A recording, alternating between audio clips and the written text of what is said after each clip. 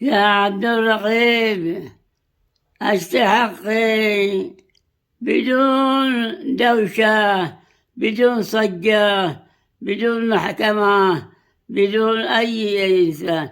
يضحكوا علينا، يضحكوا علينا الناس.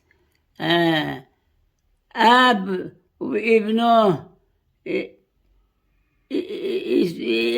يتشارعوا على الفلوس.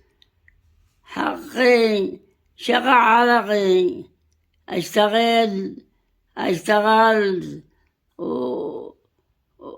والآن أنا مريض تعبان.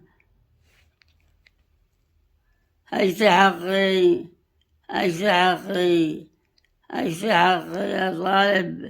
أطالب بحقي.